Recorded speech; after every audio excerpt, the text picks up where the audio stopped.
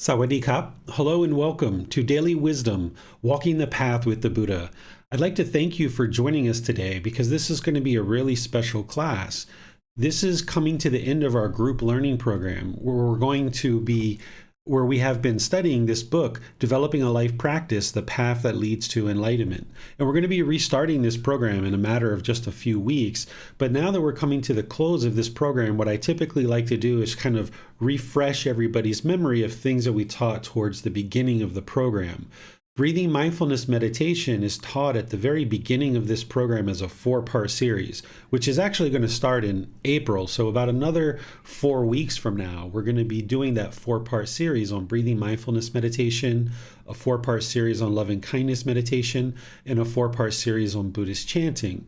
But since we've done that so many months ago and we've just been meditating all the way through now, what I'm going to be doing today is kind of a refresh of Breathing Mindfulness Meditation for anybody who has been in this program for a while and needs that refresh, or for anyone who's joined us since we actually did that. You may have joined us in the last few weeks or the last month or two, and you never actually learned Breathing Mindfulness Meditation fully the way that I actually teach it as part of this program.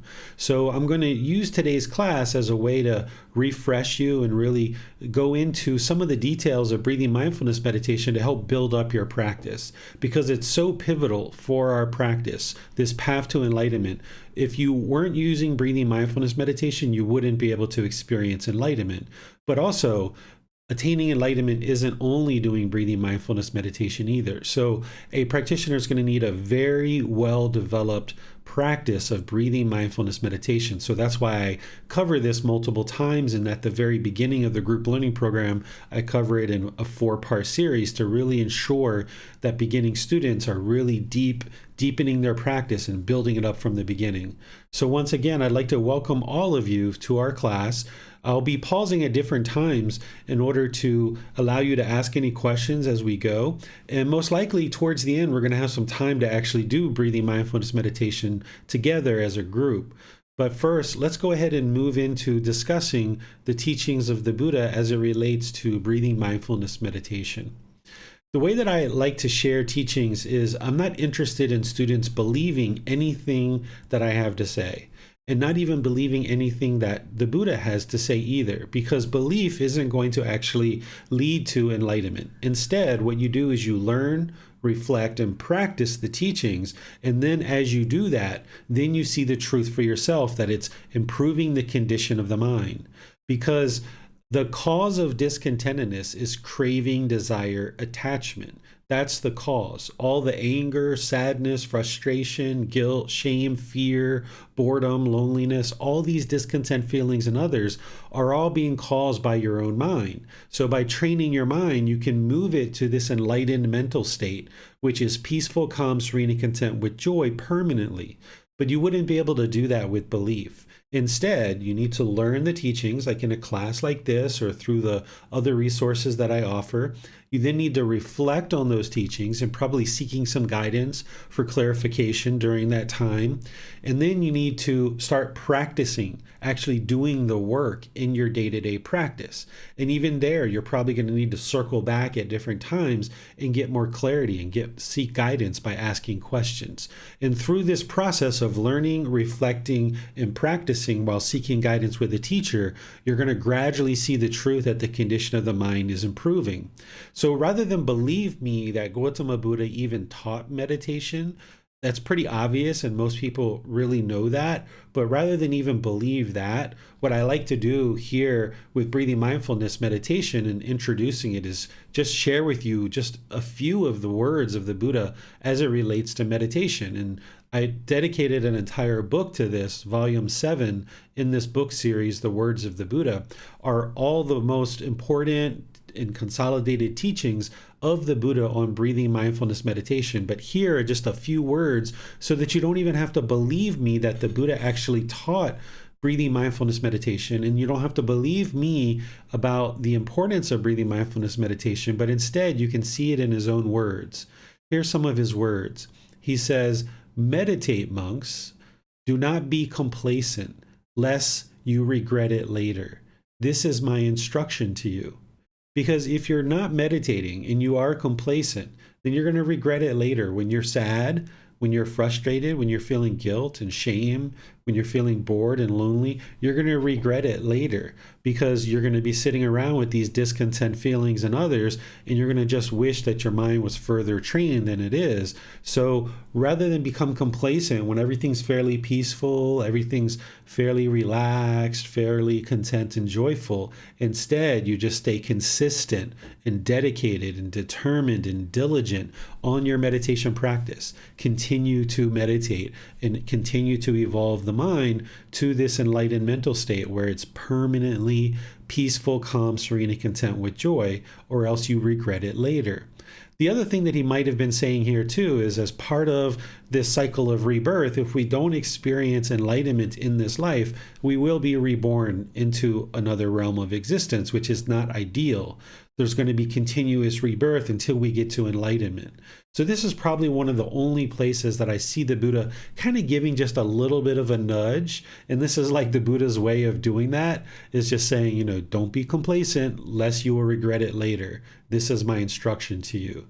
So he's not using guilt or shame or fear to motivate you, but just helping you to understand the truth that when you experience discontentedness, and or if you experience rebirth, you're going to regret having not meditated. So he uses these words as a way to encourage and support and motivate us in our meditation practice.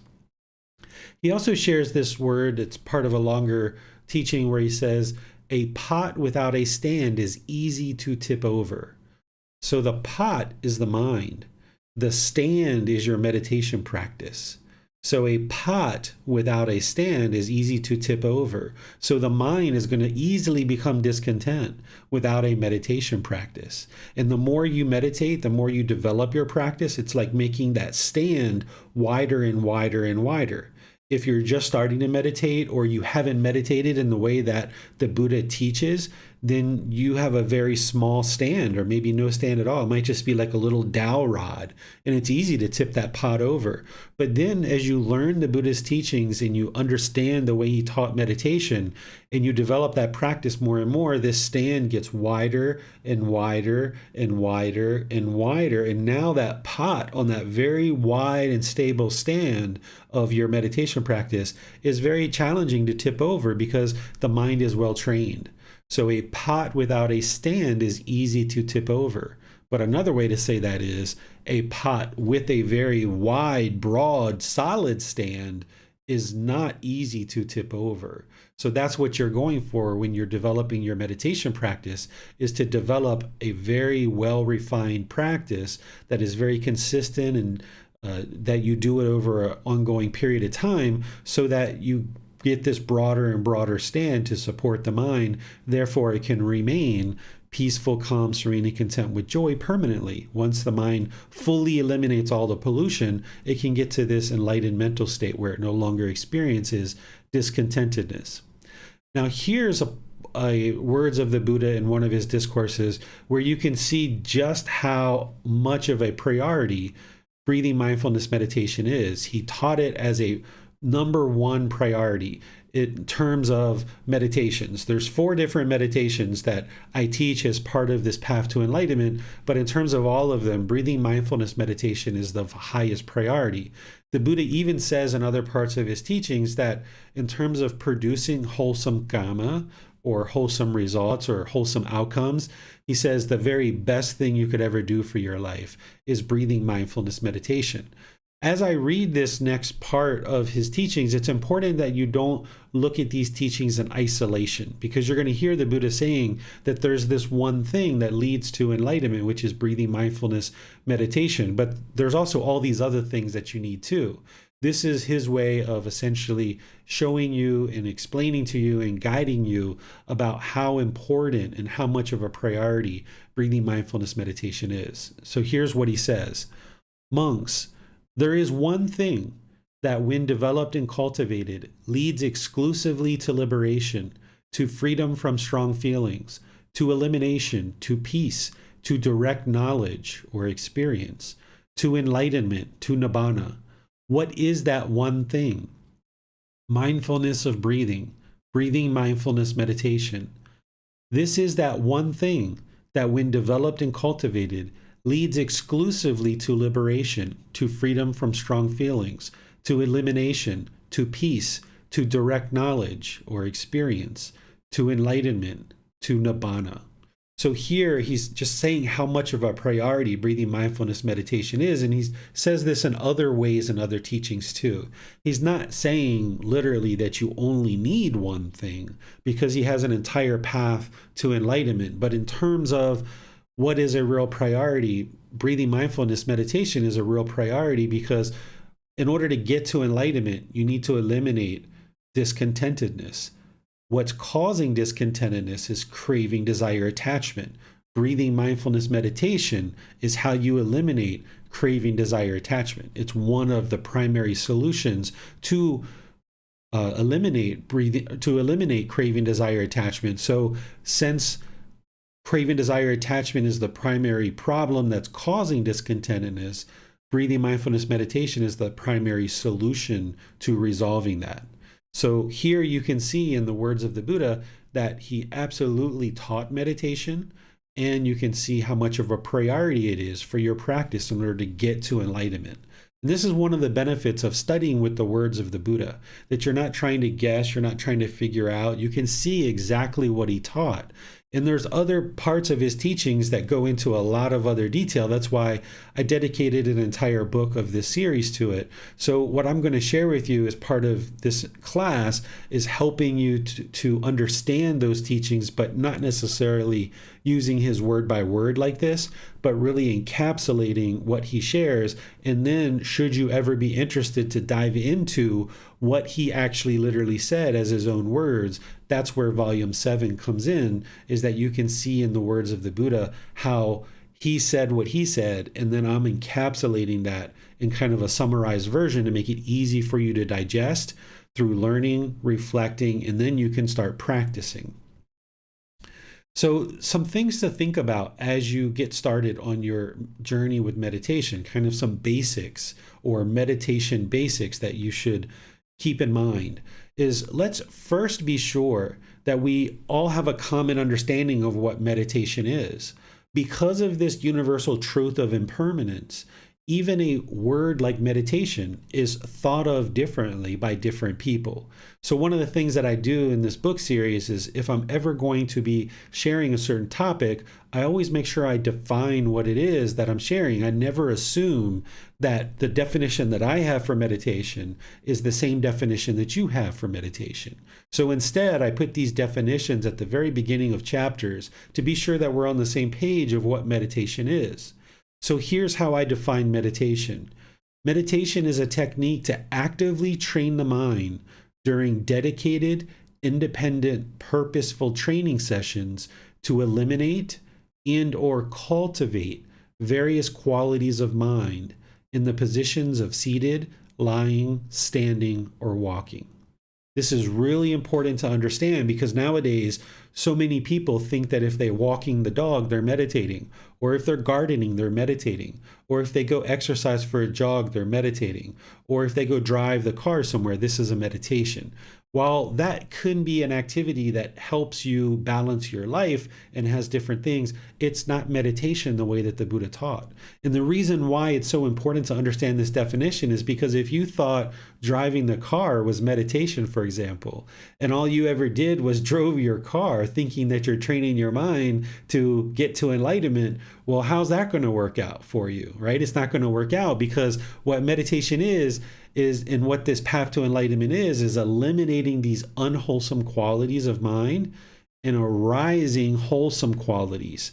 And in order to accomplish that, there's many aspects of this path.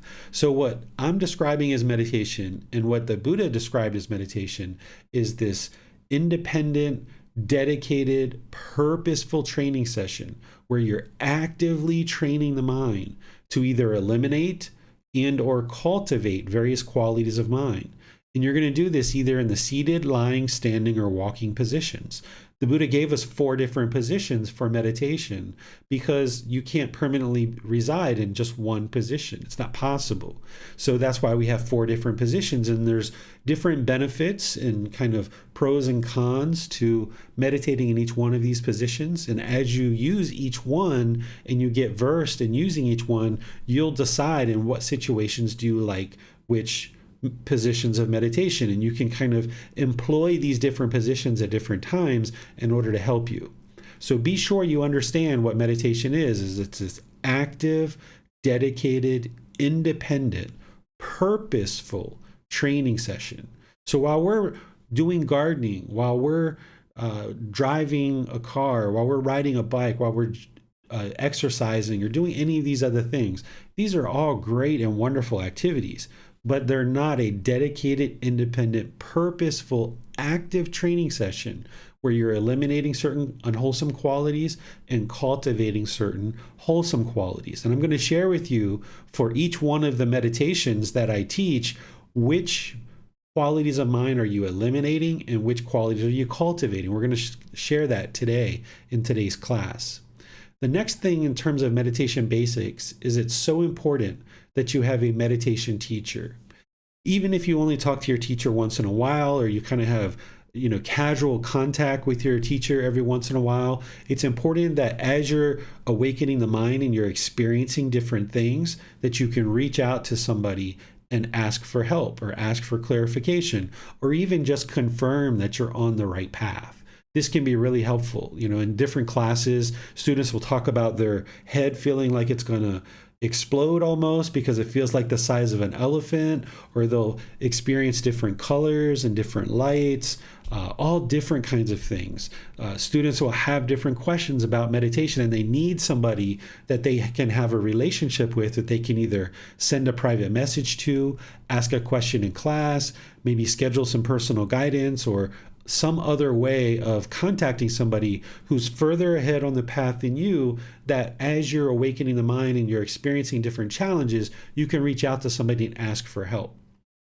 There's actually people in the world that don't do that, that they just try to learn through YouTube or podcasts or books or things like this, and they've worked themselves into major problems with the mind because they were just doing this on their own, and their mind actually ended up becoming worse than better because they didn't have somebody to reach out to, and they kept going and going and going, not realizing and not understanding what they're doing with meditation. And therefore, over a period of 1 or 2 years, they were headed down the wrong path, and now their mind's actually in a worse condition, having tried to meditate without the guidance of a teacher, because they didn't have somebody to reach out to in those problematic situations, and things just kept getting worse and worse and worse. So it's vitally important that you have a teacher. You're welcome to reach out to me, whether it's in our Facebook group, private message, email, personal guidance in one of these classes, any of the in-person classes that I teach. You're always welcome to reach out and get help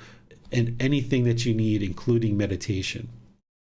It's important to understand that there's these 4 different meditation positions, and you're going to need them in different situations.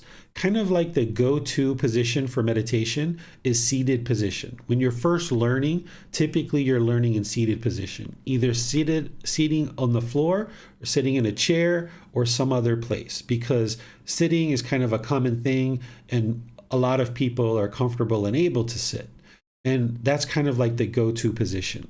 But there's also lying. If you're lying on the floor or lying in a bed, I've had situations where I couldn't sit because I had a motorbike accident. And there was even a time where I was hooked up to an IV and I was in the hospital. And luckily I understood lying meditation because I could lay and meditate in the hospital bed, no problem. And then there's also standing and there's walking. And you would employ these at different times. Seated position, like I said, is kind of like the go-to position. But if for some reason you're observing the body is really tight and really tense, or your back hurts, you might decide to lay down. And that's a good way to change positions out of seated and lie down. Or if you're in seated position and you notice that you're falling asleep and lying position isn't ideal for you, maybe you would decide to do standing or walking. That's a good way to kind of get the mind invigorated and not just sit there and kind of allow the mind to fall asleep. If you go into seated or lying position and you find out that the mind is kind of overactive and too busy, or the last thing you were be interested to do is actually do seated meditation because maybe you're interested in being more active, maybe you have more high energy, you might go to something like a standing or a walking meditation as a way to help the mind to let go of this extra energy. If you're in any of these positions and you're observing that the body is painful and you're just experiencing pain, it's important to switch your position or switch the body slightly. So if you're in seated position and you feel your hip or your knee or your ankle hurting or your back, you shouldn't just sit there and grin and bear it and breathe through the pain. The pain is the body's way of saying, hey, you need to take some corrective action here. There's some challenges, there's some issues. So don't just sit there in the pain, because you're not going to be able to perform that active, dedicated, independent, purposeful training session to eliminate or cultivate various qualities of mind, because all you're feeling is pain. So your body position in meditation, it should not be luxurious, but it also should not be painful either. Those are two opposite sides of the spectrum. What the Buddha taught is the middle way. The middle way is in the middle, where the body is comfortable. So not luxurious and not painful, but comfortable. And you've got to always be sure that the body is in the middle, because as you're going to hear me share, is the mind is the boss and the body is the employee. In order to get to the boss, you have to go through the employee. So in order to get to the mind, you have to go through the body. You have to kind of put the body in a relaxing, comfortable position. And then when the body is comfortable, you'll be able to access the mind and train the mind. But if the body is painful, the employee is not going to want to take you to go see the boss. Or if the employee is too luxurious, right? If the employees are very luxurious, they're not going to be interested to take you to go see the boss either. So you find that middle where it's comfortable. So when the body's comfortable, then you can access the mind very well. And this is an ideal time to be able to train the mind, because as part of that body positioning, you would like to have the upper body nice and erect so that it keeps the mind attentive and alert during your meditation. Whereas if the body was very luxurious and very comfortable, like super comfortable, not just comfortable in the middle, but very luxurious, then the mind's going to have a tendency to turn off. And if the body is really painful, then the mind's just going to be experiencing pain. So that's why you're looking for that middle where it's nice and comfortable. So let me pause here before we go deeper into our class today and see what questions you guys have so far. The way that you ask questions is put those into YouTube, Facebook, or Zoom in the comment section. Our moderators will see that and be sure that your question gets asked during the class and I'll answer it. If you're in Zoom, you can electronically raise your hand and then I'll be able to have one of the moderators call on you and we'll be able to ask any questions or follow-up questions directly. Hello, teacher. In the words of the Buddha, you mentioned the word which is nibbana. Would you mind to clarify the meaning of this word? Yeah, so this is a Pali word that translates over into enlightenment. This is the mental state that a practitioner on the path to enlightenment is working towards, to attain enlightenment or to attain nibbana. I keep that Pali word in there because you're going to see it in different places, but in reality it just translates into enlightenment. And what enlightenment is the mind is peaceful, calm, serene, and content with joy permanently, no longer experiencing any discontentedness whatsoever. And in order to accomplish that, you need to remove craving, anger, and ignorance, or unknowing of true reality. These are the three poisons, or the three unwholesome roots, or the three fires that are in the mind. And through training the mind through this path to enlightenment, you eliminate that pollution, and then this brilliance and this enlightened mind, this radiant mind can shine through, because the mind is no longer polluted with craving, anger, and ignorance, or unknowing of true reality. And these three poisons, or these three unwholesome roots, or these three fires are kind of like the high level way of understanding the pollutions or the taints that are in the mind. There's a more detailed description that the Buddha describes as part of the 10 fetters. This is the way that the Buddha teaches, is he has these different layers that he'll first introduce you to kind of one layer, which is like the 3 unwholesome roots or the 3 poisons or the 3 fires. And then once you understand that, then you dive deeper down and you start understanding that they actually go into 10 individual fetters or 10 individual pollutions of mind. And in order to get to enlightenment, you would need to eliminate all 10 fetters. That's how the mind actually experiences enlightenment. So once we remove this cloak of pollution, once we remove this, this remnants of all this pollution of mind that's been accumulating over all these births and this entire life, you clear all that out, and now the mind is experiencing this peaceful, calm, serene, and content with joy, because the conditions that are causing the unenlightenment, the conditions that are causing the discontentedness, the conditions that are causing this difficulty and struggle in your life have been eliminated. When you eliminate the conditions of craving, anger, and ignorance, now the mind is unconditioned. So now you experience this unconditioned, peaceful, calm, serene, and content with joy. The reason why we experience pleasant feelings, painful feelings, and feelings that are neither painful nor pleasant is that they're conditioned on some craving, desire, attachment. There's this mental longing and strong eagerness for something. And if you get the objects of your affection, you experience these pleasant feelings: happiness, excitement, elation, thrill, euphoria. But the problem is that those pleasant feelings are based on some impermanent condition, because the mind is conditioned. And now when that condition isn't there, when that condition doesn't exist, now the mind experiences painful feelings like anger, sadness, frustration, irritation, annoyance, guilt, shame, fear. And then there's also these feelings that are neither painful nor pleasant, like boredom or loneliness or shyness or displeasure or unsatisfactoriness. So the mind, the unenlightened mind, kind of moves about through all these different feelings because it's conditioned with craving, anger, and ignorance. And when you remove these conditions, now the mind is unconditioned. So now it experiences this unconditioned, peaceful, calm, serene, and content with joy, where there's no condition that needs to exist in order for you to experience joy or that peacefulness. There is no condition. If it's raining outside, peaceful, calm, serene, and content with joy. If it's sunny outside, peaceful, calm, serene, and content with joy. If I go to a restaurant and I order a favorite food and it comes, peaceful, calm, serene, and content with joy. If I go to that same restaurant and I order my favorite food and they don't have it, the mind is still peaceful, calm, serene, and content with joy.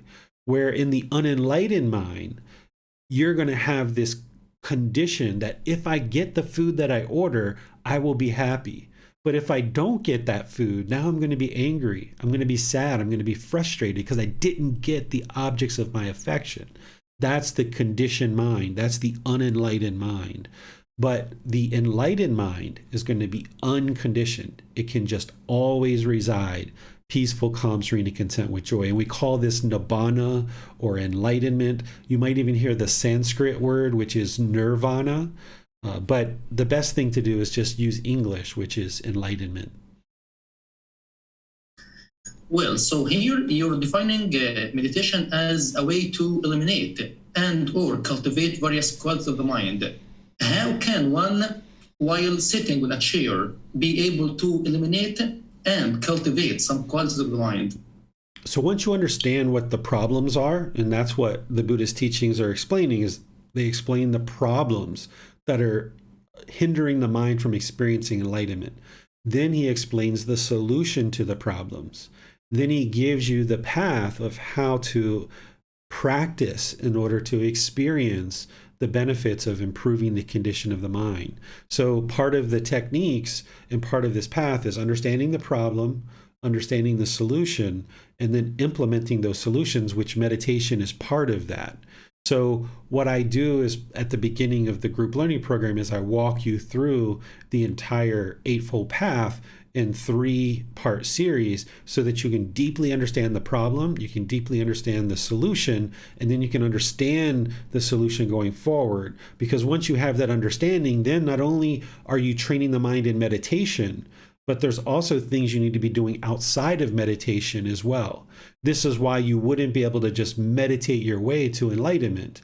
Meditation is a key and vital, important part of our path to enlightenment, but it's not the only part. So you really need to think about training your mind as like a full-time job, that you're training your mind in meditation, yes, 2 or 3 times a day for 30 minutes or more. But even when you're driving down the road, even when you're having a discussion with your children, even when you're talking with your boss, even when you're sitting on a train or sitting at a bus stop by yourself, even when you're at work by yourself, laboring away at work, when you observe certain thoughts that are coming up in the mind, at that time, you need to also be actively training your mind. So when someone understands more of what the problem is, Basam, and understands the solution, then you can understand how to implement it. For right now, based on what I've said so far, it's better to just understand what meditation is. And then when we go forward in today's class, I'm going to explain more of the problems and then what the solutions are to those problems. And that's where you'll be able to see how meditation transforms the mind away from these unwholesome qualities towards these wholesome qualities. Well, you also mentioned that walking the dog is not a kind of practicing meditation. What's the difference between walking the dog and this meditation position, which is walking? Right. So when you do walking meditation, there's a active, dedicated, independent, purposeful training session where you're staring at the ground. You're looking about 1 meter in front of you. That's about 3 feet in front of you. And you're walking in a very intentional way. You lay your foot out flat and then you transfer the weight. You lay your foot out flat and then you transfer the weight. And you hone your focus. And rather than fixate the mind on the breath, like we do in seated meditation or lying or standing, instead you fixate the mind through your eyes to 3 feet in front of you or 1 meter in front of you. And you just fixate on that fixed point. You're not worried about what's in front of you, the future. You're not worried about what's on the sides. You're not worried about what's in the past, behind you. You just fixate the mind on that fixed spot. And then there's this very consistent, deliberate, intentional walking that you do for about 20, 30 minutes. And you can even go upwards of an hour if you like, or more even. And you do this as a way of having a dedicated, independent, purposeful training session, and it's just the body, the mind, and the breath. There's nothing else involved, just the body, the mind, and the breath. When you're out there walking the dog, which is a great thing to do, and it's really fun, and it's relaxing, and it's enjoyable, but it's not this dedicated, independent, purposeful training session where you're deliberately walking with your eyes fixated on the ground. You're out there holding the leash and you're looking at the trees and you're saying hi to your friends and you're breathing in the breeze and you're watching the trees sway around. You're enjoying the sunshine. That's a walk with the dog or a walk with your family or somebody else. And that's a very enjoyable thing to do. But it's not this dedicated, independent, purposeful, active training session, which is done through walking meditation. It's a very specific type of meditation where you're honing the mind and training the mind in that situation. Thanks, teacher. Seems that Jan has her hand raised. Let's go to her.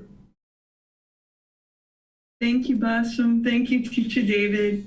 I have a question about how I can find a position I can meditate in when I have some medical issues that are interfering with doing some of these 4 positions. Right now, I'm experiencing a condition where if I stand or walk, I faint. So it's not safe to do those things. And I'm finding I have a different condition. It's called restless leg syndrome.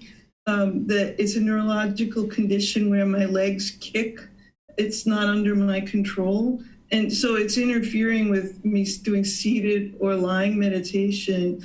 Sometimes my legs kick violently enough that it lifts me off a chair or it lifts me off the bed. So it's very hard for me to focus on my breath. When this happens, my leg is dancing away. And any any kind of guidance, I would really appreciate it. It'd be very helpful. Yeah, this is okay. So I used to have some restless legs as well, not as significant as what you're describing. But what I realized is through training the mind, all that went away. It went away for me. I didn't experience that anymore. So what you do is you do the best you can, Jan. If you're sitting and you're sitting for 5-10 minutes and your legs start kicking, okay, just let them kick, let it go. And then when they're done, you just focus back on the breath and just observe that, okay, this kicking, it's temporary. It's 5 seconds, it's 10 seconds, however long it is, and then go right back to the breath. And this can actually be really helpful to the mind that it gets interrupted during the meditation. And now you have to refocus the mind. So the only problem would be is if you craved or desired to have a 30-minute session with no kicking, that's when the mind's going to be discontent when the kicking starts happening. So when it happens, just observe that it happened. Okay, that's done. It's over with. Let me focus back on the breath again. And just view it as impermanence. And then what I think you will probably find is as you train the mind more and more, this will slowly diminish. But you should just observe it as impermanence and just focus on the breath for as much as you can. And then when the legs start kicking and it's over, just go right back to the breath. And if that happens multiple times through your session, then so be it. That's just impermanence. Thank you. You're welcome. Let's go to Miranda for Facebook questions. Yes, sir. On Facebook, Kaylee Kane asks, I'm really new and hearing I need a meditation teacher. I don't know where to look for one in my area. Oh, so if you're learning with me, you can use me as your meditation teacher. It doesn't need to be somebody that's in your local area. I share this with people so that if they haven't been learning with me or they're just maybe dropping in for a brief second to listen to something that I'm sharing, that they understand they need a teacher, because all too often we're interested in being independent, right? We're interested in, especially those of us that are maybe from America, we're used to being so independent and we think we can do everything by ourselves. But when you understand these teachings, you understand that only a Buddha, only a living, true Buddha is able to actually attain enlightenment on their own. Everyone else is going to need teachers. And the last Buddha that the world is currently aware of existed over 2,500 years ago. So you're going to need a teacher. And if you would like to use me as a teacher, you can find me here in Facebook at Daily Wisdom, Walking the Path with the Buddha. You can send me a private message. You can email me. You can WhatsApp, you can ask questions in these classes, you can schedule online personal guidance for free. I offer all these teachings at no cost, so there's a link that maybe Blossom or Miranda can post, whereas if you would like personal guidance, you're welcome to schedule those appointments. So if you would like to consider me to be a teacher for you, I'm more than pleased to do that. And I have many resources to help you, whether it's books, videos, podcasts, online classes, in-person classes, personal guidance, and things like this. So you don't necessarily need to have someone in person nowadays. During the lifetime of the Buddha, you had to live, close to the Buddha in order to learn because they didn't have any other options. But nowadays, the way that we've developed, we're able to learn with people from all over the place because of the internet and technology and computers. So feel free to reach out to me as you need help. Thank you, sir. Also, what should someone look for in a meditation teacher or someone who is going to be teaching them the path to enlightenment? Yeah, this is a wonderful question. And I detail this in chapter 3 of this first book, volume 1, Developing a Life Practice, the Path that Leads to Enlightenment. I give you about 8 different questions to ask any potential teacher if you should happen to be looking for a teacher. And I really wrote this thinking that, okay, at some point I'm going to die, or this body is going to die, and there's going to be people who are reading this book that can't learn with me, but they're going to be seeking guidance from a teacher. And I was interested in giving them guidance of how they could potentially identify a teacher for themselves. So I put 8 different questions in there, and I even put some answers to consider. But just kind of to summarize a few of those points, but I would really suggest you go look in volume 1, chapter 3 to see the detail. But just to summarize some of those things is you should look for a teacher who's really far on the path, if not already enlightened. And the questions that are in chapter 3 help you to kind of determine if someone is enlightened or not by asking certain questions and the certain answers that I give. Some things that you should see is you should see somebody who's very generous, who's very giving of their time, someone who's not going to charge you any money. Someone who's truly enlightened isn't going to have a price. Join my class for $5,000 for 5 days and I'll teach you how to get to enlightenment. This person still has craving, desire, attachment for money, and they're not yet truly enlightened, or else they wouldn't be charging a fee for their service. You can ask them questions about what kind of students do you accept and what kind of students do you reject, because someone who's attained enlightenment should accept all students. It doesn't matter the gender, the nationality, the ethnicity, the sexual orientation, their prior background. They should accept all students. You should observe that the person's mind should be very calm, very peaceful. They should be very articulate. They should be very focused. They should be able to focus and discuss the teachings in detail without being distracted to one thing or another. They should be able to be very polite, kind, friendly, and respectful for all people, their students and everybody around them. They should be very respectful. You should see loving kindness, compassion, sympathetic joy, and equanimity. These are described in chapter 14 of the book. You should see the qualities of the enlightened mind being practiced by this individual. And the questions that I give in chapter 3 really help you to go through that. You can even ask them questions, is it possible to eliminate anger? Is it possible to eliminate sadness? Because if they say no, it's not possible to eliminate anger and sadness, then that means they haven't done it. So they're not quite understanding what enlightenment is. Or if you ask them, is it possible to eliminate grief or guilt or shame or sorrow or boredom or loneliness? Again, if you ask that and they say no, it's not possible to eliminate those things, and that means they haven't eliminated themselves. So therefore, they don't have the wisdom of how to guide you to do that. Or if you ask them questions like, is it possible to eliminate the ego? And if they say no, it's not possible to eliminate the ego, then that means they themselves haven't eliminated the ego, which means they still have arrogance and pride and judging and measuring and comparing. So therefore, if they haven't yet eliminated the ego, they're not going to be able to guide you in how to eliminate the ego. So you're looking for somebody who understands these aspects, right? And understands the path to enlightenment. And by asking them questions like this, it's not that you're judging them, but if you're going to invest time, effort, energy, and resources to learn from a teacher, you would like to make sure that teacher knows what they're doing and that they're really far on the path, because by the time you invest 6 months, a year, 2 years, 3 years studying with this person, if you find out 3 years down the road that they're not actually enlightened, or they don't really have as much knowledge as you thought they did, and you see them getting angry and frustrated and irritated, then that means you've essentially almost kind of wasted like 3 years, because this person was probably teaching you things that aren't necessarily the truth 100%. Whereas if you can use discernment, wise decision making, to just ask questions and listen to the answer, then when you hear that answer, and then at the end of that conversation, you can decide maybe later if you would like to study with this person or not. With this wise decision making, you can make a wise decision about who you choose to study with. And that way, you know, if this person is either enlightened or close to enlightenment, they're going to be able to guide me effectively. And all the time that I spend learning from this person is very valuable and very beneficial, and I'm not wasting my time.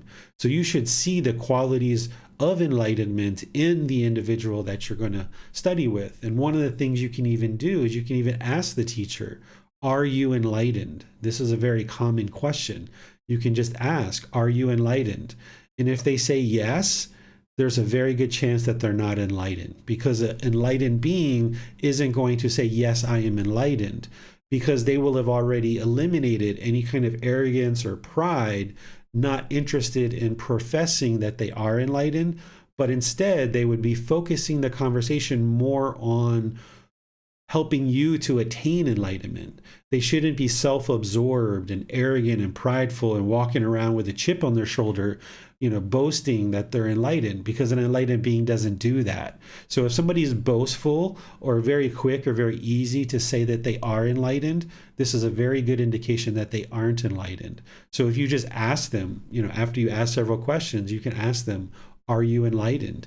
And if they say, yes, I'm enlightened, I've been enlightened for the last 5 years, can't you tell? This is very arrogant and very prideful. And you should know, like, okay, they still have ego. And so this is probably someone that I'm not going to necessarily be able to learn how to eliminate the ego if they still have ego. So there's these questions and others in there that I provide you, and then I walk you through how to respectfully and politely ask these questions if you're going to perhaps look for a teacher from someone else besides me. And you can even ask me those questions too if you like. Thank you, sir. Mm-hmm. Kaylee also asks, can you ease my anxiety that meditation takes practice? I'm doing okay to get rid of my anxiety by breathing and remembering to get in the moment. Yeah, so anxiety is typically fear or anticipation of something in the future, and the mind's kind of apprehensive and having this anticipation of wanting something or craving something, desiring something. So all you need to do is just learn, reflect, and practice. And as you do, the anxiety will slowly, gradually diminish. Yes, meditation, but you're going to need some other things as part of your practice as well. It just takes time.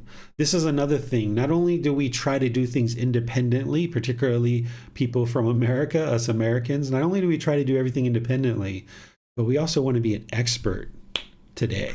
We want to snap our fingers and be an expert right now. Like, hey, I just learned how to meditate 3 days ago. Why am I not an expert yet? Right?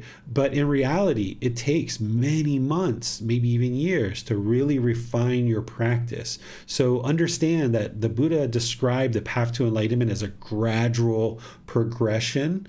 One of the big myths and misunderstandings in the Buddhist world is people think that the Buddha sat down under a tree and instantly attained enlightenment. But he doesn't say this. In his teachings, he talks about it being a gradual progression.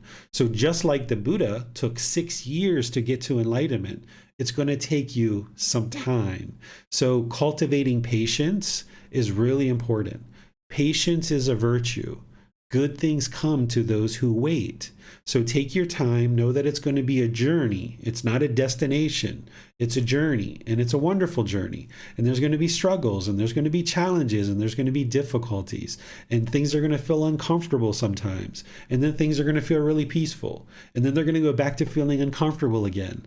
And then you're going to feel peaceful and calm again. And then you're going to go back to feeling uncomfortable again. Your mind's going to be doing this for a while, all the way until it gets enlightened. Even in the first, second, third stage of enlightenment, there's still going to be some discontentedness. It's not until you get to that fourth stage where the mind is fully enlightened that the mind is actually going to be experiencing this complete peace, this complete calm, this complete serenity, this complete contentedness and complete joy. And you might go, even in that third stage of enlightenment, you might go 6 months of complete peacefulness. And then boom, something happens and it shakes up the mind a bit. It's not going to be very intense, but it shakes up the mind a little bit. And then you might go another 6 months or a year, and then there's a little something that comes in, right? So you work with this path gradually, and just know that you're in the right place, that you're with a community of people that are here to help you and support you, encourage you. But you have to have the motivation, you have to have the willingness, the energy, the effort to apply your learning, reflection, and practice, and reach out as you would like to get help. So you're on the right path. It's just a matter of doing it for a long-term, consistent period. And if you practice what I share, a lot of students within the first couple of weeks are already noticing benefits. So you'll have indications along the way that, yes, what I'm learning with David is actually working, because I've only been studying with him for 2 weeks or 1 month, and I'm already noticing that the condition of the mind's improving. So therefore, let me keep learning, let me keep growing, let me keep evolving, and I'm just going to see continuous improvement. And that's going to be gradual, steady, and consistent. but there's going to be backward steps sometimes. So this anxiety can all be eliminated from the mind. I used to experience that too, and it's all gone. I no longer experience anxiety whatsoever. Thank you, sir. You're welcome. Thanks, teacher. No more questions for now. All right, so let's talk about the different types of meditation, and particularly breathing mindfulness meditation, and what it is that you're eliminating from the mind and what it is that you're cultivating in the mind. This is really important, that you don't just understand how to meditate, but you understand what you're doing and why you're meditating. So with breathing mindfulness meditation, this is to eliminate the unwholesome quality of craving, desire, attachment. Craving, desire, attachment is the way that the mind has this mental longing and strong eagerness. It's yearning, it's longing, it's wanting the objects of its affection. And then once it gets them, it wants to hold on to them really tightly. So what we're doing is we're actually training the mind to let go. That's the opposite of this mind that is longing for something and wanting to hold on to it really tightly. So what we're doing in breathing mindfulness meditation is we're focused on the breath. And then when the mind goes off the breath, we're cutting that off, letting it go, and come back to the breath. And then the mind's going to be on the breath for a few seconds. And then it's going to go off the breath again. And then when you observe that, you cut it off, let it go, and come back to the breath. And then it keeps doing this over and over and over and over again. The mind is on the breath, and then it's off the breath. You let it go, come back, let it go, come back, let it go, come back. And what you're doing is you're actually training the mind to easily let go. You're never going to get to a time in your meditation, even when the mind is enlightened, that you will have no thoughts. This is impossible. As long as you're alive, you're going to have thoughts. You're not actually training to eliminate the thoughts. What you're training to do is train the mind to easily let them go when they arise. So that in meditation, when you're focused on the breath, you're cultivating mindfulness or awareness of mind, training the mind to reside in the present moment with concentration through practicing singleness of mind, focusing on a single object like the breath. So we're fine-tuning the mind, we're fixating it on the breath, this single object, this singleness of mind. We're developing awareness of mind. We're aware of the breath, the sound of the breath entering into the body through the nose, and the sound of the breath exiting the body, or the sensation of air moving over the skin into the nose. We fixate the mind there. This is developing concentration or singleness of mind. And we start developing awareness of the mind. And now with this awareness and this concentration, whenever the mind moves off the breath, we notice it. Cut it off, let it go, and come back. You haven't done anything wrong. You're not bad at meditation. No reason to feel guilty or shameful. The mind just moved off the breath. That's what it does. So now when it moved off the breath, you become aware of it and you cut it off, let it go, and come back.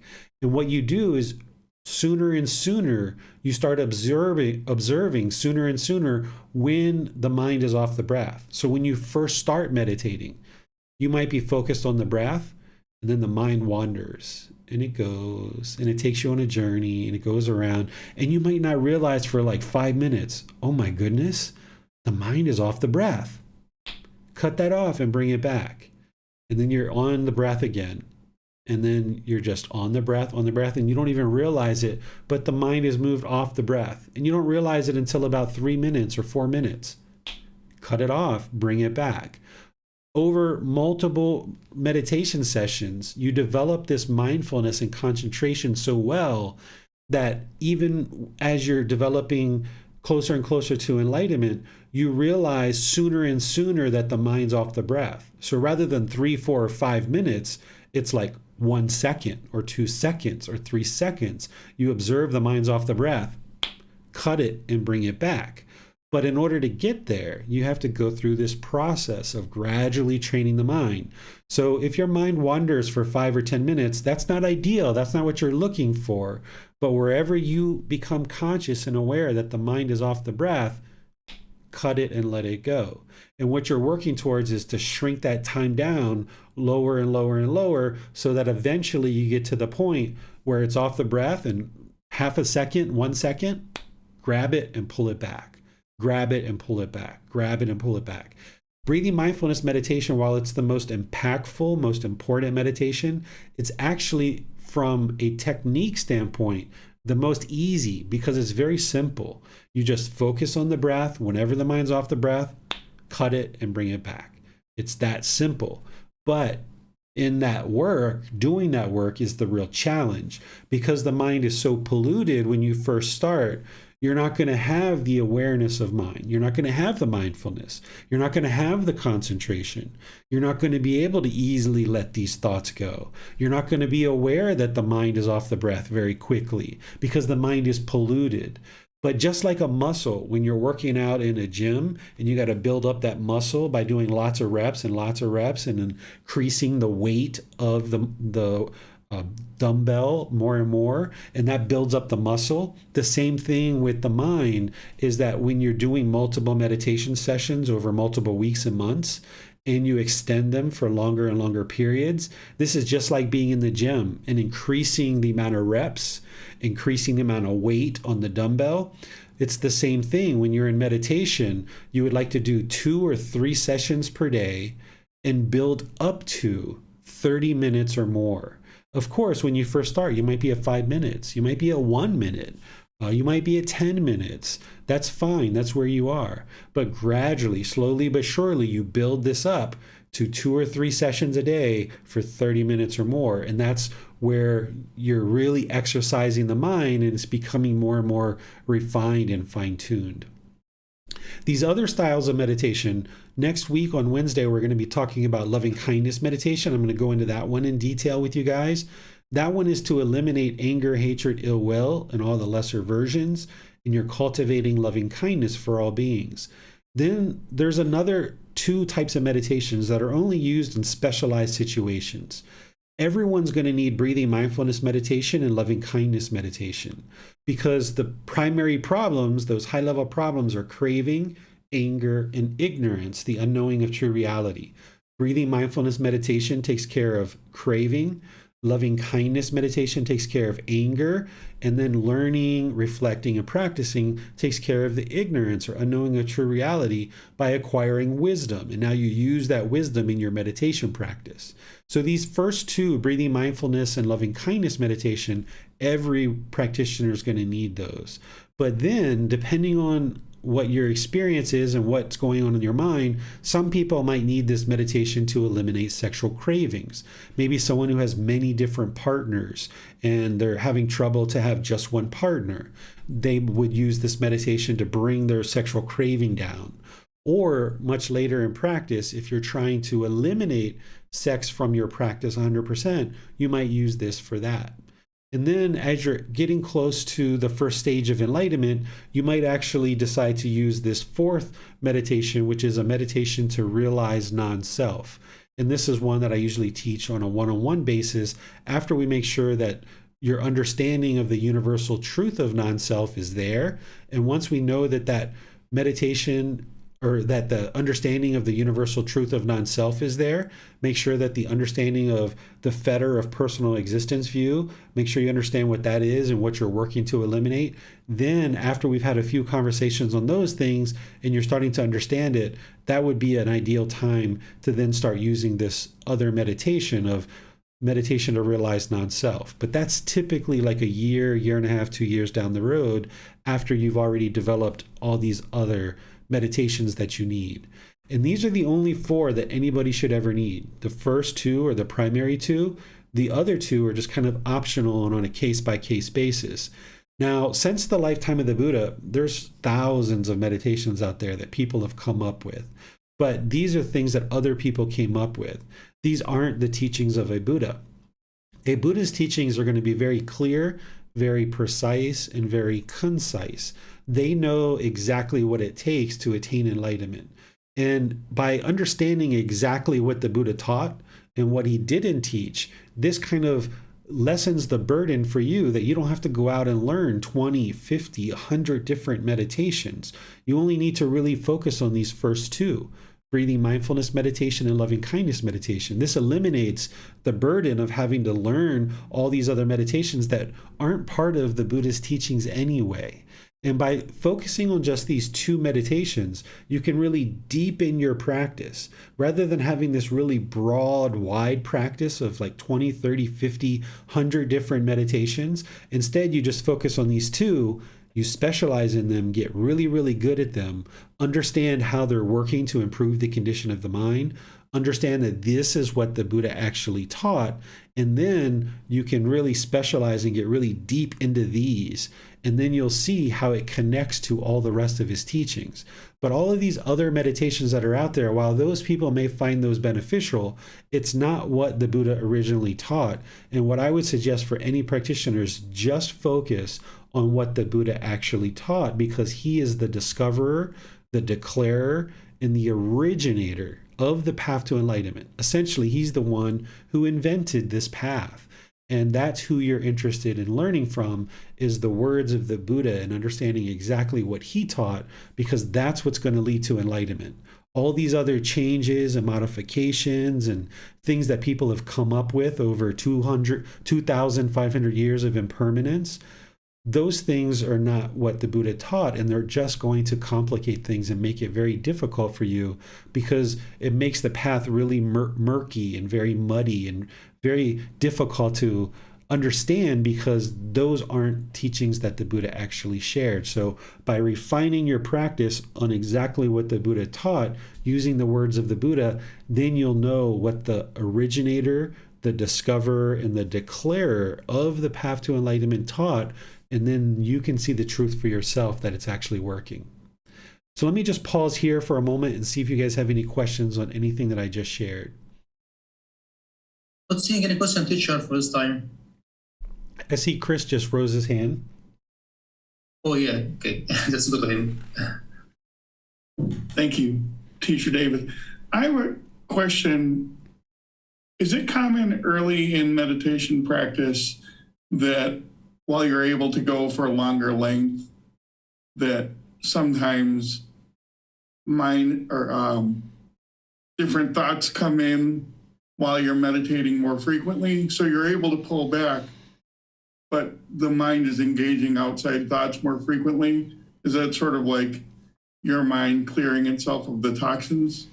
Yeah, there's something like that. Yeah, there's so much bundled up in the mind that when you first start meditating, it's like bombardment. You know, we're not really taught growing up, as most cultures, unless you grew up in a culture like here in Thailand, we're not taught to just sit with our own thoughts.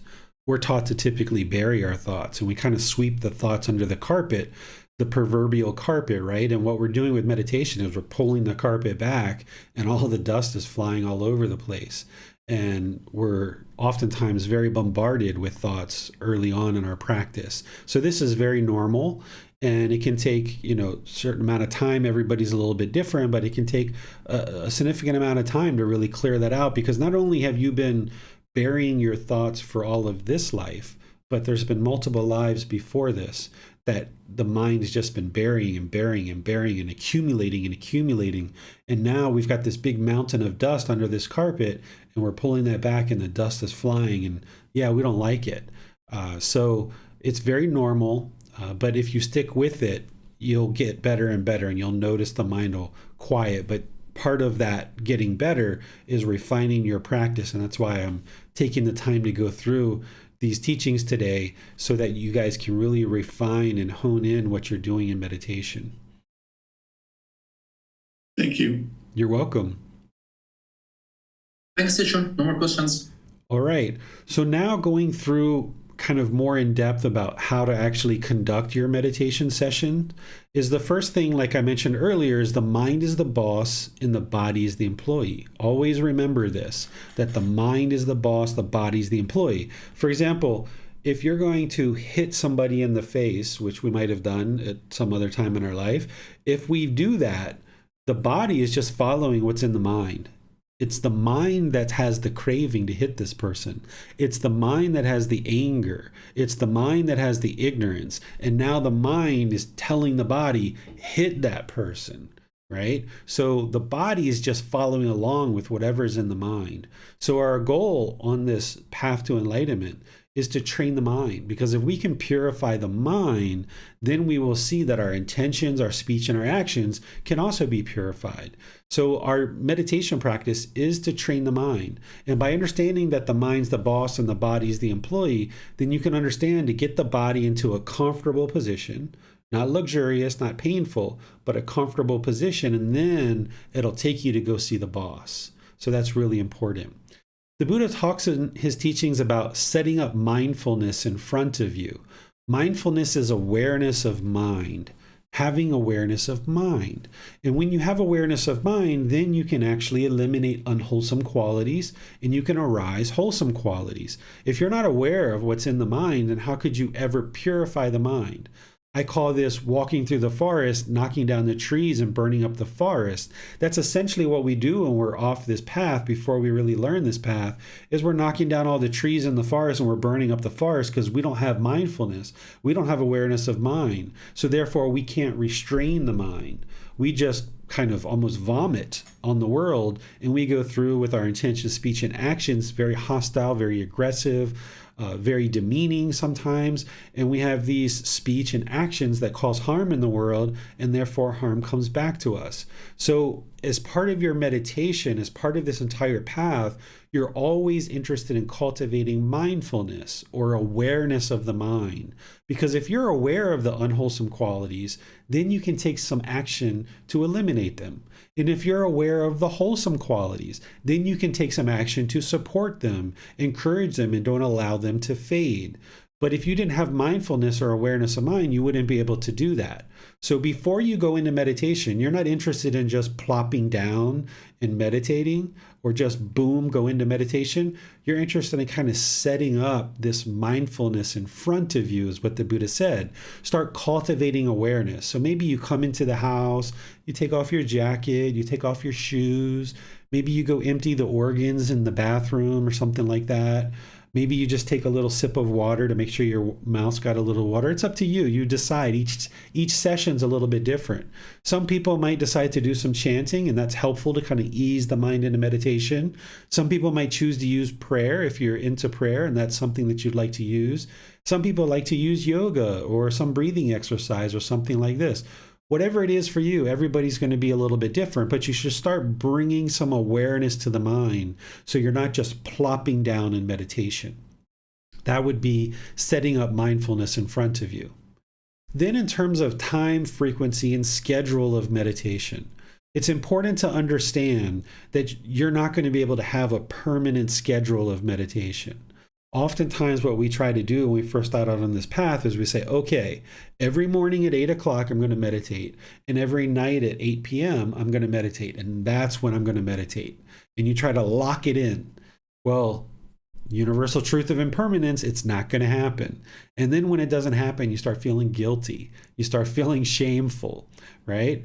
So don't try to lock in a fixed schedule. You might put some placeholders in your day that, okay, I'm going to generally try to meditate in the morning, probably around 8 o'clock, give or take, whenever that happens. And I'm going to generally try to meditate in the evening, perhaps, right? If you're having a twice a day schedule. But don't try to lock in a fixed schedule, because that's craving permanence, and that's only going to lead to discontentedness. But instead have these anchor points.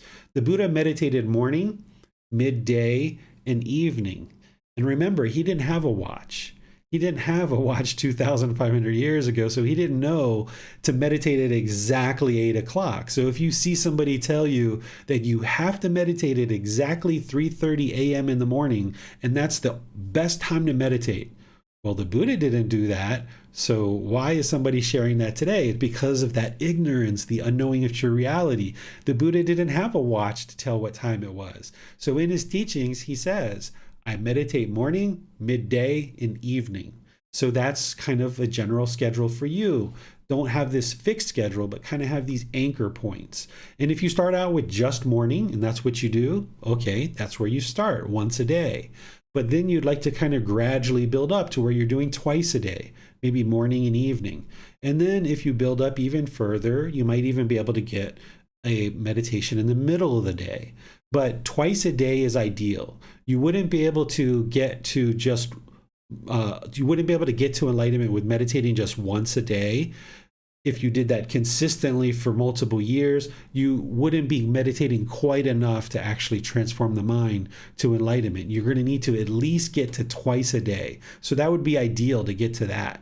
And if you can slip in an occasional third, or depending on how your life is organized, if you can consistently do 3 meditations a day, outstanding. You're going to see the most benefit with that, because that's what the Buddha did. And you'll see that the progression of the mind will improve a lot better when you're doing 2 or 3 meditations a day for 30 minutes or more. And once again, if you're starting at 1 minute, 5 minute, 10 minute, that's fine. Just do that.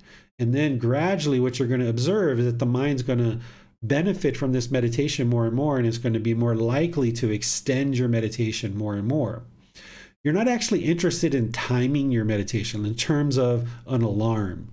It's not wise to set an alarm unless you're doing it in the morning and you have to be to work in 30 minutes. You have to leave out of the door in 30 minutes. Okay, set your alarm. That's what you've got to do. But in the evenings or on the weekends, times where you don't need to do that, it's best to not set an alarm. Because when you set an alarm, the mind's either going to be in meditation thinking, is it time yet? Is it time yet? Is it time yet? Is it time yet? This is craving, desire, attachment. You're trying to transform the mind away from that. So if you set an alarm, the mind oftentimes has a tendency to sit there and crave the end of meditation. So that's one thing that will end up happening. The other thing that will end up happening is if you set an alarm, you can be really deep in meditation, getting all kinds of benefit. And the next thing that goes is the alarm goes off. When if you didn't set the alarm, you could have gotten so much more benefit. So in situations where you don't need an alarm, don't use one. The way that you time your meditations and know whether you're getting to 30 minutes or longer is about once a week, once every 2 weeks. Look at the time before you go into meditation. Okay, 8 or 9 or 10 or whatever. And then meditate.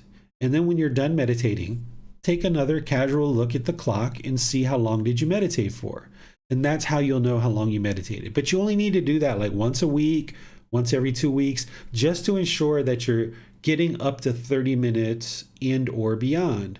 You don't need to be obsessive about the time, because in reality, if you started meditating and say you're 3 to 5 minutes into your meditation and your child walks in and says, "Mom, Dad, you got to take me to school."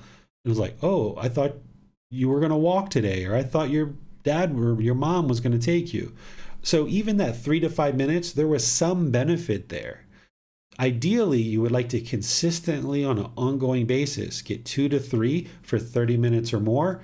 But even in that 3 minutes or that 5 minutes, there was some benefit there. So don't be obsessed about the time. Just know that you're gradually working towards 2 to 3 sessions of 30 minutes or more.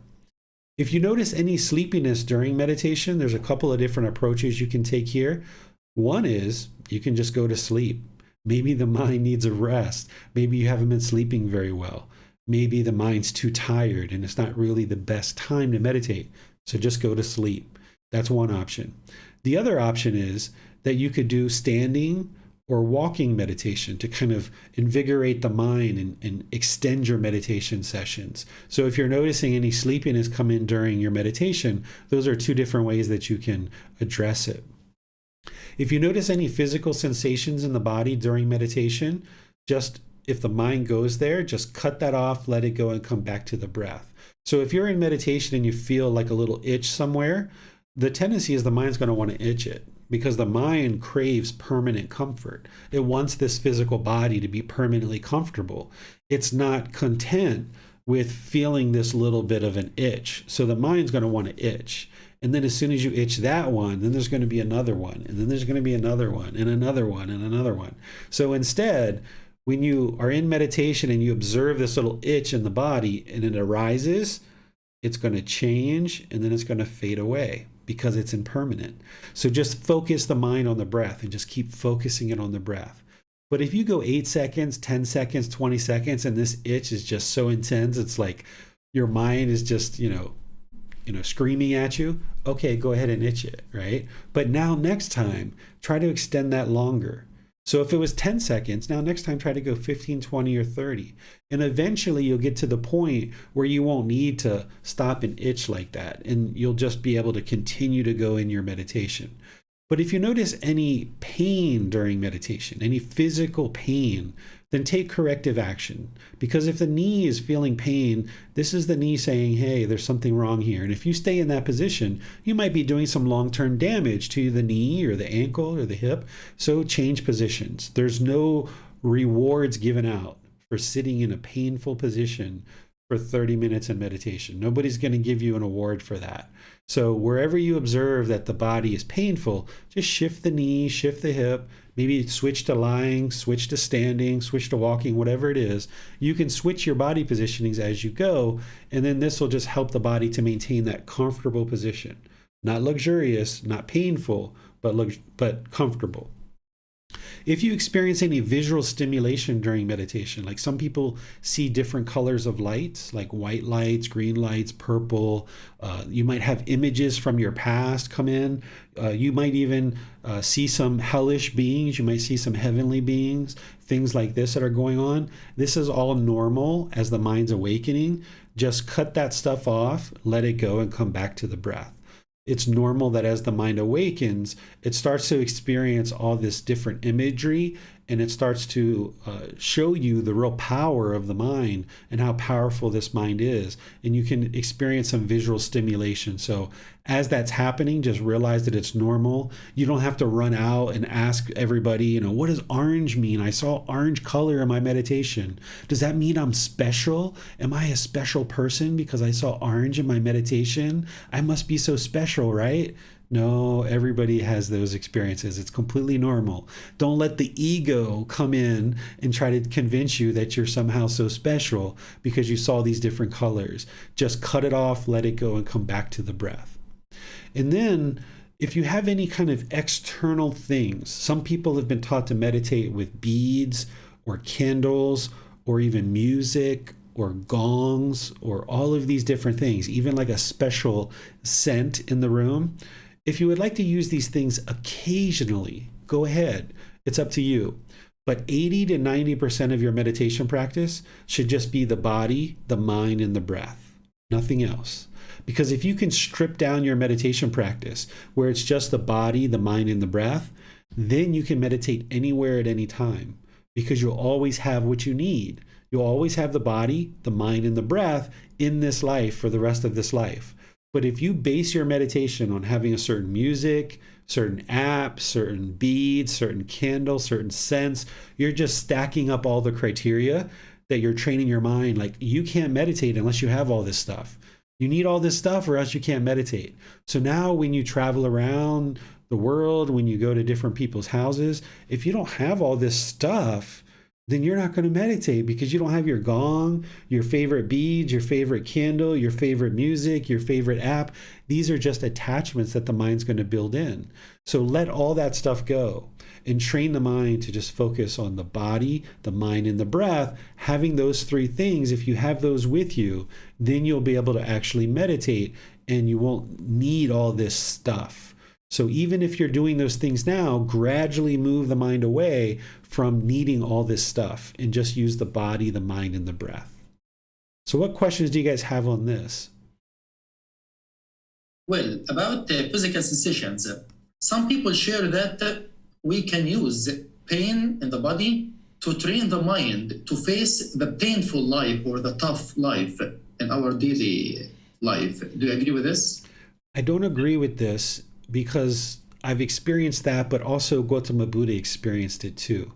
During the lifetime of the Buddha, when he first left the palace, for 2 years, he trained with 2 different teachers, and they were teaching these aesthetic practices of harshness, of hanging yourself upside down from trees, piercing the body with metal implements, laying on a bed of nails, all these different things.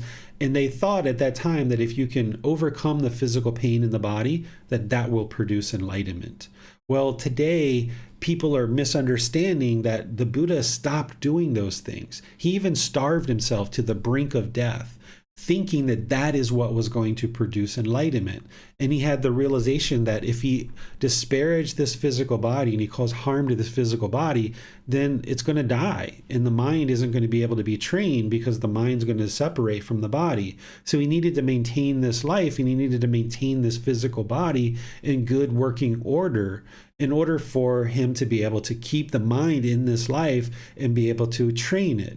So if you've been taught or you've seen people share to just breathe through the pain and kind of grin and bear it, this isn't the way that the Buddha taught. That's not the middle way. The Buddha always taught the middle way. So painful is one side of the spectrum. Luxurious is the other side. The middle is comfort. So there's no benefit in just grinning and bearing it through the pain, because that pain is there for a reason, to tell us something's wrong, that there's something wrong in the joint, there's some cartilage that's having problems, there's circulation that isn't happening. And if we just sit through that stuff, it's disparaging the body. It's not showing loving kindness and compassion to this being who you are right now. And in order to attain enlightenment, you need to have loving kindness and compassion for all beings, including this being. So if you just sit and grin and bear the pain, you're actually going to be not having loving kindness and compassion for this being, and you're kind of reverting back to what the Buddha realized doesn't actually work, which is disparaging the body and putting it in pain. So if he discovered it didn't work, and then I'm sharing with you it doesn't work too, then if you do it, okay, go ahead and do it. It's up to you. But just understand that that's not the way to get to enlightenment, is to put the body into painful situations. So life is tough, and it seems that it will permanently be tough, right? Even after attaining enlightenment, right? This is not true. So life is a struggle. Life is very difficult. As long as the mind is unenlightened, you're going to experience struggles and difficulties. As you gain more wisdom in these teachings, and you're eliminating craving, anger, and ignorance, the knowing of true reality, you'll slowly see the struggles and difficulties of life start to diminish. But in those situations where the mind is struggling and having difficulties, that's where it's working the hardest to gain wisdom. And you would like to be able to gain as much wisdom in that difficulty as you can. Because if you don't gain all the wisdom that you need, that situation is going to repeat, because you're in this cycle. You're in this cycle of rebirth, and all these situations are just going to keep repeating over and over and over again until you learn the wisdom that you need to transcend that. So if you've had difficult relationships with a man or a woman, a significant partner, and your first relationship was really difficult, and then your second one was difficult, and your third one was difficult, and you continue to have difficulties with having a partner, this is because you haven't quite learned what it is that you need in each one of those situations. Things might have slowly gotten better to select an improved partner, but you're not gaining the wisdom that you need in these situations, and that's why you keep having difficulties over and over. Or if you're having difficulties at your job, or you're having difficulties with your children, or other things like this, these are going to keep repeating over and over until you gain the wisdom that you need. Once you gain the wisdom, and you're eliminating craving, anger, and ignorance, then the mind moves to this enlightened mind, and you understand this world that you live in, and the mind's no longer struggling, it's no longer having difficulties, because you understand the world. You've eliminated all the pollution, and instead of operating through craving, anger, and ignorance, you're operating through generosity, loving kindness, and wisdom. And now with this generosity, loving kindness, and wisdom, which are the exact opposites of craving, anger, and ignorance, now with this generosity, loving kindness, and wisdom, you're making decisions through generosity, giving and sharing. You're no longer selfish and having cravings. You're practicing generosity. You're no longer anger, hatred, and ill will. You're now practicing loving kindness for all beings. And you no longer have this ignorance or unknowing of true reality, but you have this wisdom that comes into the mind, and you're able to now function in the world with ease and with peacefulness. But when you lack those things, when you're lacking generosity, loving kindness, and wisdom, you're still functioning through craving, anger, and ignorance. And this is why life is such a struggle and life is difficult. With the enlightened mind, life is completely easy. There's still going to be some challenges that come up, right? I have challenges and other people have challenges in the world, but you have the tools, you have the generosity, loving kindness, and wisdom in which to address this situation and address this challenge. You're no longer functioning through craving, anger, and ignorance, which is putting out harm in the world. So therefore, harm is coming back to you. Instead, you're putting out generosity, loving kindness, and wisdom. And by putting that out, then you experience an ease about life. You're still going to experience impermanence when the mind is enlightened, but your mind is fully trained in understanding of impermanence. So therefore, you can just ebb and flow with that so easily because it's just a common thing. It's just normal for you because your mind is so well versed in these teachings that it's first nature for you to know that impermanence is going to happen. And now you can function at ease without the struggles and difficulties. You'll have challenges. Now you might look at it as like, I've got this problem. Oh, this problem, it's so difficult. I've got this problem. Well, as you evolve and you train the mind more, you don't see things as problems. You see them as challenges. You have this challenge, and you know that this challenge is impermanent. It's only a matter of bringing the right amount of generosity, loving kindness, and wisdom. And by applying these things to this situation, this challenge is going to be resolved. It's temporary. Where when we have a problem, we just hit our mind, we hit a brick wall, we feel like we're bogged down in the mud, we don't have the wisdom we need to solve this problem, and we think this problem is going to be permanent, and we just kind of feel this heavy weight on our shoulders because we don't have the wisdom that we need of how to address this situation. But as we evolve and we no longer look at things as problems, with this craving, anger, and ignorance, we look at it as a challenge. And now it's just a matter of finding the right amount of generosity, loving kindness, and wisdom to place into this situation with this challenge. We know that that's going to be resolved. It's just a matter of time and bringing that wisdom into the situation. So we'll still face challenges as enlightened beings, but we'll have all the tools we need in which to resolve those challenges. Thanks, sir. No more questions. All right, and the last thing I'll share before we actually do meditation together is that you should never, ever, ever, ever give up on your meditation practice. There's going to be those challenges. There's going to be those difficulties. There's going to be times where the mind is bombarded with lots of thoughts. There's going to be times where the mind is completely peaceful and you're like, oh my goodness, this is so great. And then tomorrow, boom, here comes the bombardment of all kinds of thoughts again. And you're going to feel like, oh my goodness, I have to go through this again. Yeah, you're in this cycle. You have to keep going through this over and over and over again until the mind learns what it needs to learn. So even when you feel that peacefulness come into the mind, don't grab onto it and cling onto it and crave it, because that peacefulness that you experience is temporary until you get to enlightenment, and then it's going to be permanent. So even though you're going to have this back and forth, this peacefulness, this bombardment of thoughts, this peacefulness, this bombardment of thought, don't give up.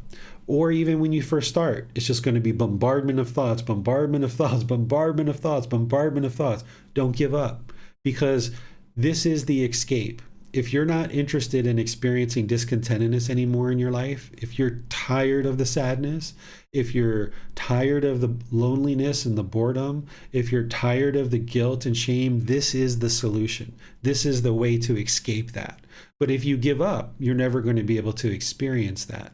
So even in those difficult, challenging times, don't ever give up.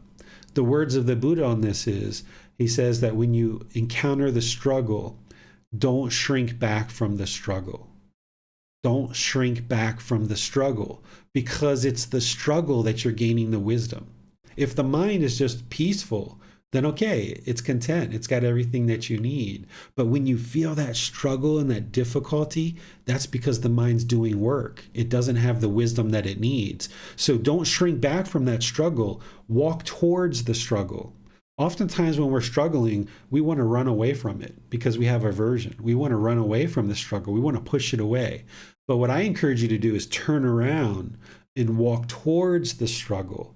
And then when you're walking towards the struggle, that means you're not shrinking back from it. You're walking towards it. And now you can gain the wisdom that you need to address that situation so that it won't happen again. So if you're in that situation and you're feeling the struggle and you want to run, that means you're going to experience that same thing over and over and over again. But if you walk towards the struggle, you address it and you gain the wisdom that you need in that struggle, now you have a better chance of that never occurring again because you've developed the wisdom that you need to ensure that it never happens again. If you run from the struggle, if you shrink back from the struggle, you're ensuring that it will happen again because you don't have the wisdom of how to address that situation. So walk towards the struggle, never give up. When the mind is having struggles and difficulties, that's when it's doing the most amount of work, and that's when it's gaining the most amount of wisdom. So keep that going.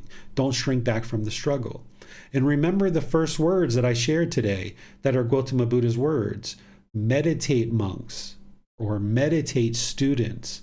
Do not be complacent, lest you will regret it later.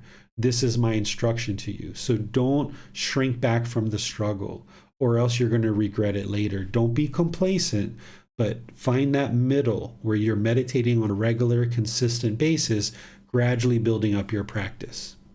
So I'll just see if you guys have any final questions on this refresh, and then we can do kind of a nice little meditation together. Not seeing any question, teacher, now. All right. Well, let's go ahead and get in meditation position so that we can meditate together as we normally do. Just kind of clear the mind and actually do a breathing mindfulness meditation session. So typically you're going to be doing this in the seated position. So go ahead and find a seated position where you're either on the floor with maybe a cushion under your rear and your legs crossed, just lightly crossed so that it keeps the circulation. Or in the chair, you might just have your lower body in the chair with your feet either flat on the floor or maybe crossed at the ankles, up to you. It's not about everybody doing it exactly the same. It's about you finding the position that works best for you. Find that comfort, not luxurious and not painful, but comfortable. Your hands and arms should be resting comfortably in your lap. The Buddha placed his right hand on top of his left with his thumbs together, and then he put that in his lap. But if that isn't comfortable for you, then don't do that. You can put your palms on your thighs, your palms on your knees. You can put your arms on the armrest of a chair. Essentially, your lower body and the hands and arms should be completely at ease. There shouldn't be no engagement of muscles at all, just completely relaxed. Your upper body, you should have your spine erect, not real rigid and tense, but not slouched either. It should be in the middle. So engage your spine so that the muscles are engaged in your upper body. Your body is erect and straight. This will help keep the mind attentive and alert during the meditation. Whereas if you were slouched, the mind's going to have a tendency to be inactive. Or if you were real uptight and rigid, the mind's going to be overactive. So that's why you would like to have the upper body in the middle, where the muscles are engaged and active to keep the mind attentive and alert during your meditation. Next, just close the eyes and start breathing in through the nose and out through the nose. Just a nice, steady, natural breath. Breathing in and out. Nice, gradual breath, breathing in through the nose, wherever you get to that breath. Experiencing the full breath. And then whenever you're ready, because this is your practice, exhale out through the nose. Your breath isn't going to necessarily sync up with the guidance that I'm giving. So just wherever you get to the next inhale, breathe in through the nose.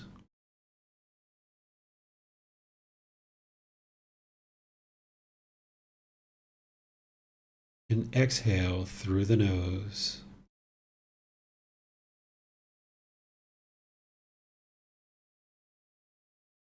Breathing in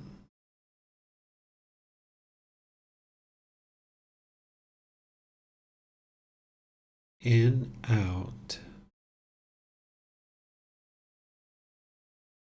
Continuing with the breath, focus the mind on the breath.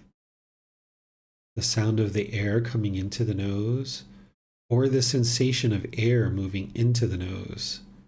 Fixate the mind on the breath. This is the present moment.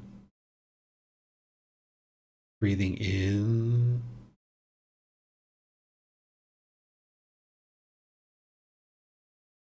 and out.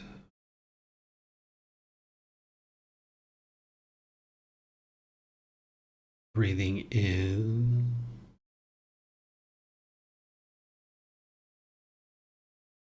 and out. With the mind fixated on the breath, wherever you notice that the mind is off the breath, cut that off, let it go, and bring the mind back to the breath, the present moment. Breathing in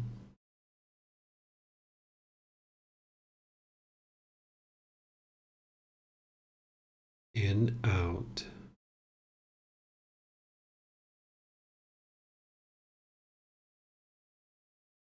Breathing in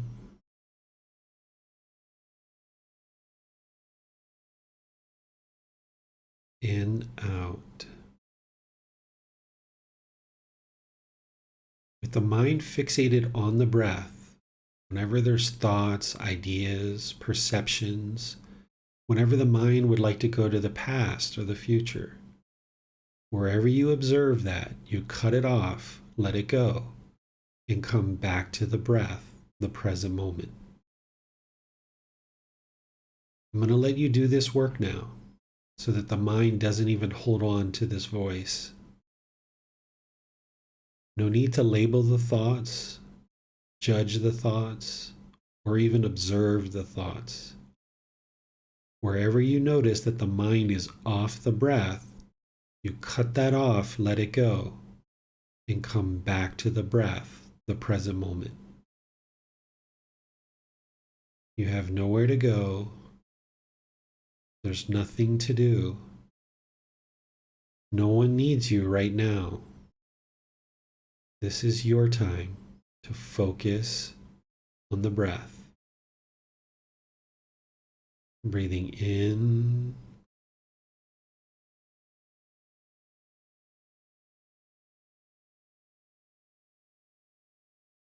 and out.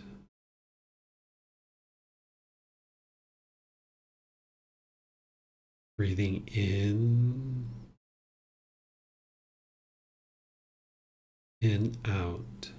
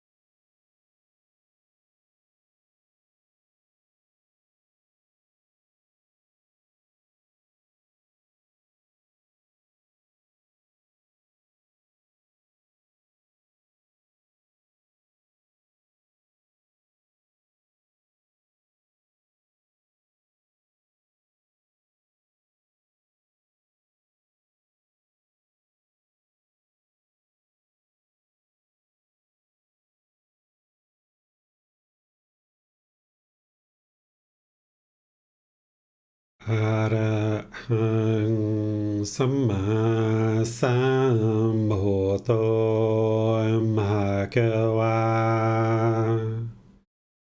พุทธังภะคะวันตังอภิวาเทมิ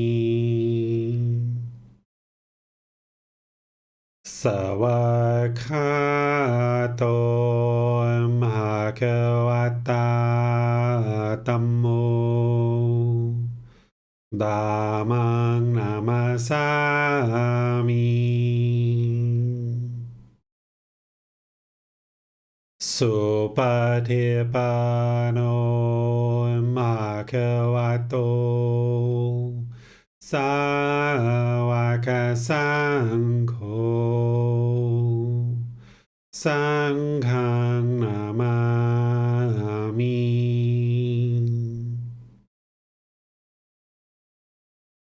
นะโมตัสสะภะคะวะโต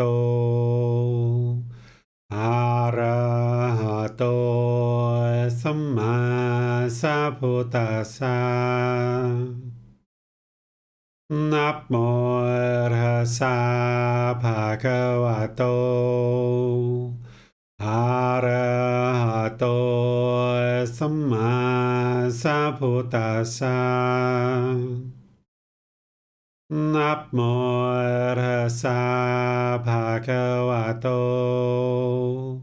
อะระหะโตสัมมาสัมพุทธัสสะอิติปิโสภะคะวะอะระหังสัมมาสัมพุทโธวิจาจารณังสัมมุโนสัคขะโตโรกาวิโตอนุเตโรภูริสาธัมมาสติสัตตาตาวามนุสนังพุทโธภะคะวะติ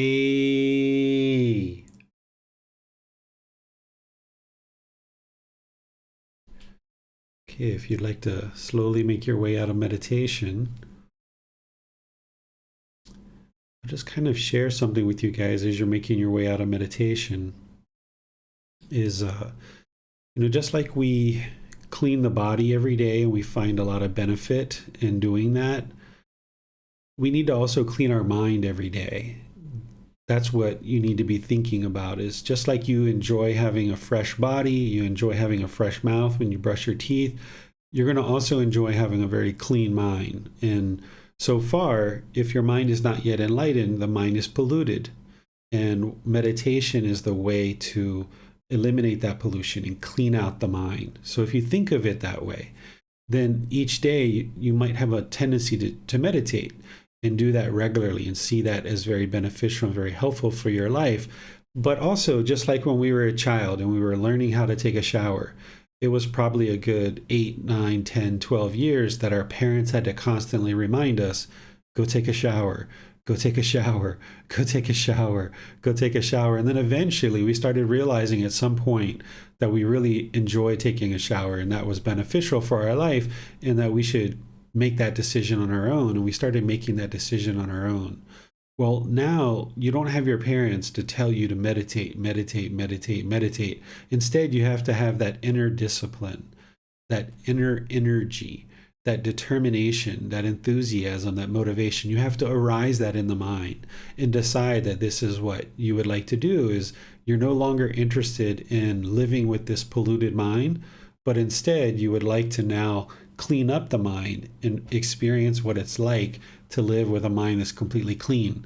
You've never experienced that in your life or any other life either. That's why we continue to exist in this cycle of rebirth. This is why we continue to have discontentedness, because we haven't yet figured out how to fully clean out the mind. But by doing that on a regular basis and never giving up, like I shared, then you'll be able to see the benefits in it as the discontentedness gradually diminishes. And eventually, the mind comes into this peaceful, calm, serene, and content mind with joy. And you'll really thank yourself for all the effort and all the work that you ultimately get to enlightenment. And even prior to that, experiencing the peacefulness that you experience, even for a couple of weeks or a couple of months, as you're making your way to enlightenment. And it's not completely permanent yet, but you'll experience these elongated periods of time where the mind is peaceful. You'll really thank yourself for having dedicated time, effort, energy, and resources to meditating and for pursuing this path. So I'll just open up to see if you guys have any remaining questions before we end today's class. I'll just turn things over to you guys. You can ask questions through Facebook, YouTube, or Zoom, or you can electronically raise your hand to ask any questions. Let's go to Miranda. Yes, sir. On Facebook, Kaylee asks, how do you come out of meditation slowly? You just gradually kind of open your eyes slowly, kind of like you're waking up in the morning. You just kind of gradually open your eyes. You kind of gradually move the body around and just kind of gradually come back rather than just popping out of meditation. It's kind of too jarring for the mind to do that. So you just kind of gradually ease out of meditation. And that's why I like to use chanting to ease into meditation and then use chanting to ease out of meditation, which is something that I teach as part of this program. And that really helps to kind of bring the mind back. But even still, after chanting, sometimes you can be so deep into it that you just kind of need to sit there for a few moments and just kind of move the head around, open the eyes slowly, and just kind of come back to where you're at in your daily life. Thank you, sir. You're welcome. Thanks, teacher. That's all for today. All right. Well, next week, we're going to be doing essentially something a bit similar in terms of going through loving kindness meditation and describing all the various aspects of loving kindness meditation and being sure that I refresh you guys on loving kindness meditation. And then we'll actually do loving kindness together. Usually teaching you loving kindness meditation, it's only kind of like 30 minutes or so, maybe 45 minutes, and then we'll go right into loving kindness meditation. So that is what we'll do next week. And then we have 2 more weeks after that where we'll just be doing breathing mindfulness and just loving kindness. So I'm doing this refresh now, and then we'll have additional weeks to just kind of come to class and do breathing mindfulness and loving kindness. So we've got another 3 meditation sessions as part of this group learning program before we restart all over again. This Sunday, we're going to be in chapter 24, which is titled Misunderstandings of Gotama Buddha's Teachings. Now that I've been sharing all these teachings throughout the last 6 or 7 months, now's a good time to talk about a lot of the misunderstandings that you're going to see throughout the world as you interact in different environments, whether it's in Facebook, on social media, whether you go to various temples, whether you go and converse, or you pick up even books of authors that have been writing about these teachings that haven't necessarily based their practice on the words of the Buddha. You will see all kinds of different misunderstandings related to the Buddha's teachings. But when you base your practice on the words of the Buddha, then you know what he truly taught and what he didn't teach. So now that I've spent 6 or 7 months teaching you what he taught, now I'm going to share with you in just this one chapter 24 on Sunday, the misunderstandings, the real common ones that you'll see and that are the most detrimental to your practice. That if you actually learned these and you thought this was the truth, if you believed these things, it would actually hinder you from enlightenment. But by you learning what the misunderstandings are, I'm not just going to say this is a misunderstanding, this is a misunderstanding.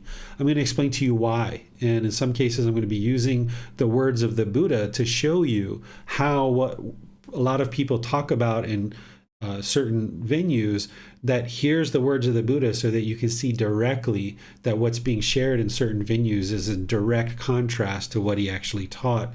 And this will actually help you to more clearly see the path of exactly what the path is. Because if you had all these misunderstandings, then you're going to have confusion in the mind. And this is another way that we refer to that ignorance or that unknowing of true reality. We refer to it as delusion or confusion or misunderstanding, that the mind misunderstands the natural laws of existence. And by misunderstanding the natural laws of existence, thus misunderstanding Gotama Buddha's teachings, the mind's going to have a difficulty getting to enlightenment. So by helping you understand these misunderstandings through the words of the Buddha, then you'll be able to see the path much more clearly and be able to walk that path and actually experience the results of an enlightened mind. So you're welcome to join for next Wednesday and or this Sunday for either loving kindness meditation or learning about the misunderstandings of Gotama Buddha's teachings. So thank you all for joining for today's class. We'll see you in a future class. Have a very lovely rest of your day. We'll see you next time. Sawadee Kap.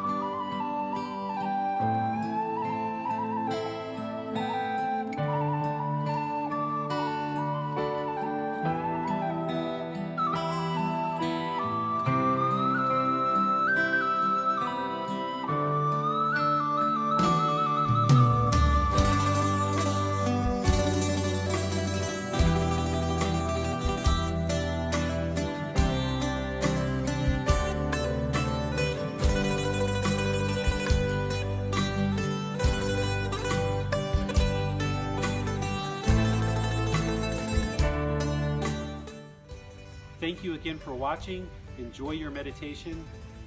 Look forward to seeing you online and answering any questions that you might have. Thank you so much.